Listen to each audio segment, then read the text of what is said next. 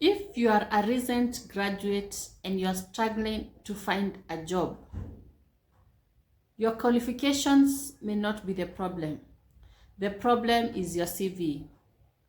Hello guys, and welcome back to HR Insider. Today I will show you how to create a professional CV for graduates who have just graduated, either from college, either from the university, either from the TVETA institutions, and you are looking for a job. Today in my video, I will show you how to create a professional CV. By the end of the video, you will know how to structure your CV and make employers notice you. Welcome. Good. By the end of this video, I will show you how to write a winning CV as a graduate, step by step. I will also show you the essential tips for crafting an effective graduate resume. First things first, what is a CV? A CV is a document that highlights your skills, your education, and your experience. Experience in terms of internships that you have had, attachments, or volunteer work. Let's say a CV is a marketing tool because it tells employers what you are about and why they should hire you. So in the world of work, a CV is, take it like it's a national ID. So in this video, we'll understand the purpose of a CV, the how to structure your CV, showcasing your skills and experience, editing, proofreading, and finalizing your CV for the market. Let us break down the key sections every graduate CV must have. Remember, this CV we are talking about today is the graduate CV. People who have recently graduated, either from college, either from the university, either from the TVET institutions, and you are out there now searching for a job or looking for employment. So a CV normally has a structure. It is normally structured in various sections, and I will show you the sections right now. The first section is your full name. This is where you're supposed to indicate your full name according to how it appears in your ID, in the national identity card. After full name, you indicate your phone number, your email address, and your LinkedIn account. Those of us who know what LinkedIn account is, a LinkedIn is a platform where professionals have listed their qualifications. It is a networking platform between employers and employees. And by the way, most of these jobs, most employers or most human resource management officers, directors, CEOs are normally in the LinkedIn forum. It is a platform where you go there, you create your account, you indicate your experience in terms of job. If, for example, we are talking about graduates, you can indicate that you're only a graduate and you indicate what you have done in terms of the coursework that you have done in your school, in your university, and the opportunities that you are looking for in terms of employment or your career vision. You indicate in the LinkedIn. So here you're going to put the LinkedIn account link. You indicate it here. Then the location of where your location, where you're based. You could be based in Nairobi, you could be based in Kisumu, you could be based in Nakuru. You indicate location of where you are. You're in Nairobi, you're in Kisumu, you're in Nakuru, you indicate your location here. The next section is the professional summary. In the professional summary is where now you give a brief introduction of who you are and what you are looking for. Here you list your course, you list your skills, and what you want the employer to do, or what you want for yourself and what you want the employer to do for you, what you bring to the table in short. The next section is the education section. The section in education, here you indicate your university where you studied or your college name, the course that you have undertaken, If it's a degree, if it's a diploma, you indicate it here. Then the year that you graduated, and your achievements. The key achievement here in this case is optional. You don't necessarily have to indicate it, but normally it is a good thing if you have any achievements at that level before you get to the employment world, to indicate that any achievements that you have indicated that are normally relevant to that position or to that employer that you want to seek the job for. Then the experience in terms of the internships. Here you indicate if it's volunteer work, if it's in internship that you have done, you indicate the company name, the role that you are given, or the role that you interned in that organization, and the dates. Here in the experience section, there are normally keywords or key terms that employers look for, and these are assisted, supported, and achieved. Once you use these key terms, by the way, they are very marketable and they'll put you ahead of any other candidate, because they are keywords that employers are searching for to see whether you are able to work, or to see whether you are the candidate that they are looking for to get into their organization and support them in achieving their mandate. Then the next section is the project section. If you have any projects that you have undertaken, you should indicate it in that section. Then the skills section. In skills section, we normally have technical skills and we normally have soft skills. As we proceed with the video, on these terms of skills on the whole CV, I'll show you basically what each of these sections mean and how to tabulate them, and what employers are looking for in your CV so that they understand who you are. The next section is the certification section.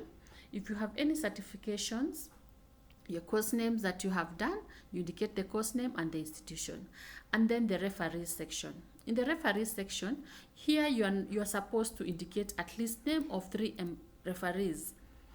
These are people who know you better.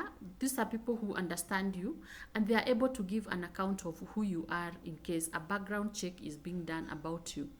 You indicate their names, their telephone numbers, and how they can be contacted, and their email addresses.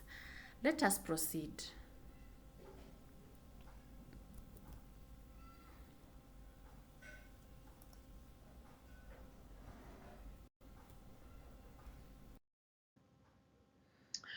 Once you have created your CV and now you are ready to apply for a job, there is what employers are looking for when they advertise for those positions. And employers primarily seek clarity, relevance, and evidence of potential in all graduate CVs. For graduate CVs, the ballgame is different, because mostly these are normally entry-level positions that have been advertised. So employers are looking for clarity, they are looking for relevance, and the evidence of potential in your CV as a graduate. According to a LinkedIn research, by the way, 70% of hiring managers spend less than a minute reviewing a CV. I am a HR practitioner and I know that. We only scan a CV like 3 minutes, 6 minutes at most. And once we do not see you speaking to us as an employer, most employers put the CVs aside. So managers are looking for the CV and the need for immediate impact in your CV, because employers value academic achievements, relevant skills, internships, extracurricular activities, and soft skills that you bring to the table. So highlighting that you are adaptable and the willingness to learn is critical, as these traits predict early that you have a career success in your career ladder. So therefore, the graduate CVs should clearly showcase how you meet the job requirements and demonstrate your potential for growth. I have met most graduates, people coming from the universities, asking me, Madam, what is the difference between a CV and a resume? Today I'll show you the differences between a CV, a curriculum vitae, and a resume.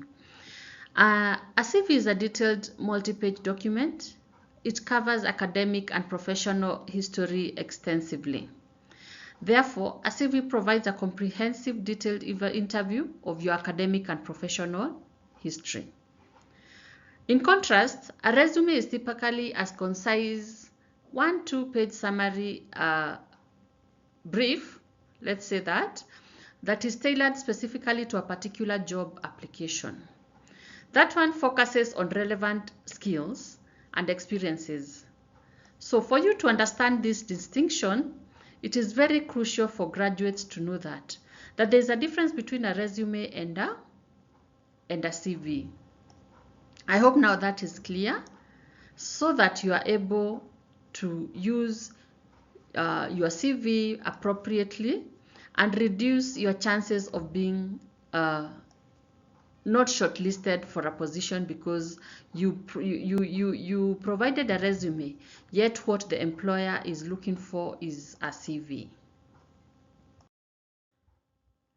So whenever you see a job that you are interested in, a position has been advertised and you are interested in applying that position, you are supposed to tailor your CV for that specific role. While tailoring a CV to that specific role, it significantly increases your callback, and it also gives you the opportunity to do a job description analysis. What is a job description analysis? It is where you check that job description, you analyze it carefully, you look for the relevant keywords, and then you match your CV to the employer needs. This is according to the demonstration I showed you. When you do your professional summary, you're supposed to indicate at least keywords from that position that has been advertised in order to match that. The reason why that is done is because most of jobs that have been advertised, and most employers are using applicant tracking systems.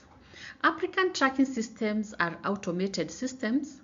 They are computer generated, and those ones scan for keys languages that have been fed into the system. Therefore, when you use when you tailor your resume to a language that applicant tracking systems understands, then your CV is able to pass the automated resume screening and be able to reach the hand of a human being or the hand of a HR manager in that specific organization. The other thing that you should do when tailoring your CV for that role is to focus on the relevant skills that are listed. Every job description advertised normally shows the requirements. For example, they'll say they require these specific skills. So focus on that relevant skill. You should emphasize and indicate that you have the achievements and the skills that are relevant to that specific role that has been advertised. As you continue to create your CV, it is normally a requirement that you're supposed to structure your CV effectively. I have shown you the essential sections that are there in a CV in terms of the contact information, in terms of the education, in terms of the experience, the optional sections like the skills, the extracurricular activities, and the achievements that are normally required in that particular CV. So in structuring your CV, you're supposed to ensure that there is clear contact information. There is the detailed education sections where you highlight your degrees properly, where you highlight the institution that you attended, the university, you highlight the dates and the honors to showcase that your academic achievement has been what you achieved in your academic studies. Then if there is any experience that you have in terms of internship, you're supposed to list those experiences, internship, and the projects that you have done so that it shows recruiters or it shows the employers that you are the candidate that they are looking for. These sections are essential because they form the backbone of any winning graduate CV.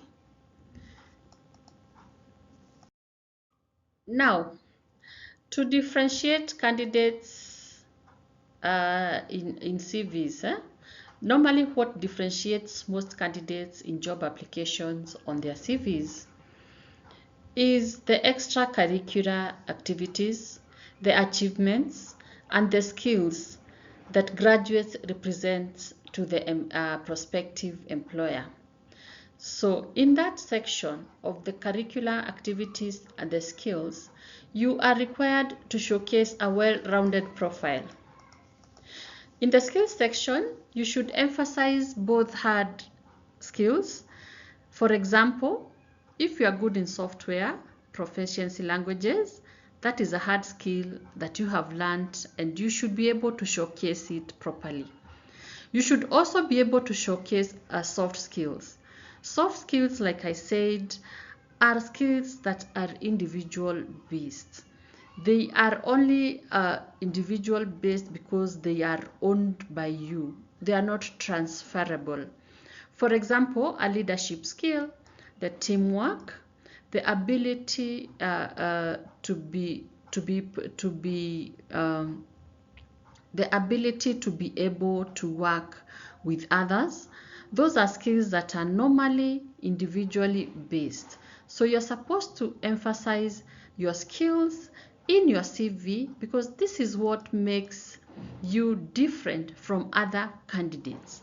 Then there's extracurricular activities which reveal your personality to the employers, and they show that you have the motivation, and they are normally valued very much because of the cultural fit. It shows that and documents that such extracurricular activities and achievements that you have made or awards that have been done, they add credibility. It is important to prioritize relevance to the role. So you look at the role, like I said, and you put what is relevant to that role. When creating your CV, actually you're supposed to format it in a readable manner and in a professional manner so that it is presentable to your prospective employer. So you're supposed to use consistent font types and sizes in order to enable that your document is able to be read. You have to show clarity with bullet points, where you use bullet points to apply and to organize your information clearly so that it shows the employer what you're trying to bring to the table. Also, you should have a balanced formatting in terms of the CV should be clear and concise. Show spaces, clear section headings, avoid clutter and overuse of colors and graphics and typos. Avoid all those things because CVs with poor formatting, regardless of content, the quality and standard normally shows up like in the PDF, and it does not become compatible with ATS and the recruiter systems. So when there's a lot of clutter, when you have disorganized your CV, definitely your CV is going to be pushed out and nobody is going to give you a chance for it. So it is important to format and ensure that your CV is readable and it is also professional. Like I said, now for graduates, when you are submitting your CV, the ball game is different for a graduate because these are entry-level positions. However, as a graduate, you could have the skills and the experiences that you have coming from the university, highlighting these transferable skills and internships and volunteer work. You use quantifiable achievements and action verbs in order to show that you are the candidate for these positions. For example, in transferable skills, like I said, these are the hard skills, what you know or what you have learned in school. like problem solving, these are highly prized, by the way, among graduate recruiters, and they apply across. The key transferable skills include communication, problem solving, teamwork, and these are valued across all industries. So you should be able to provide a concrete example showing how in your projects that you did, in your internships, how these particular skills in your volunteer work, how these particular skills enabled you to achieve or enables you to uh, to contribute to that particular role. So how do you present internships and volunteer work and projects? Internship and volunteer roles offer practical evidence of skills and initiative. Actually, it is told that approximately 85% of graduates with internship experience, they receive at least one job offer within 6 months of graduation. Why? Because you are able to clearly describe your roles and responsibilities and outcomes, therefore providing recruiters with insights into candidates' real world. So if you're able to quantify your results and link the results that you achieved in your internship, then you become a candidate that is highly sought after, and your CV will be selling, and you'll be able to get that job. So in terms of editing, proofreading, and finalizing, there are so many common mistakes that are normally made by graduates, especially when now applying for jobs. And the common mistakes that you are supposed to avoid: one, you seek feedback and professional advice, and you are able to adapt your CV in digital applications and applicant systems. So the common mistakes to avoid include spelling, grammar, errors, inconsistent formatting, irrelevant information, using cliches, and failing to tailor the CV or research that you have done. For example, you highlighting you are, for example, you are married, you have 7 wives, you have 3, 4, or 5 children. Actually, that information is normally irrelevant. Therefore, you can also have cliche contents that normally weakens the CV and has an impact during evaluation. So you're required to tailor and review your CV so that it's customized and you get feedback and significant rates of success. So you should be able, as a graduate, you should be able to double check the details. You can also ask others to give a fresh perspective of your CV. And if you require help from me, I also help candidates with their CVs. Make your comment in the comment section and I'll be able to help you in crafting or creating a detailed CV, and also in assisting you how to go about capturing your internships and your volunteer work.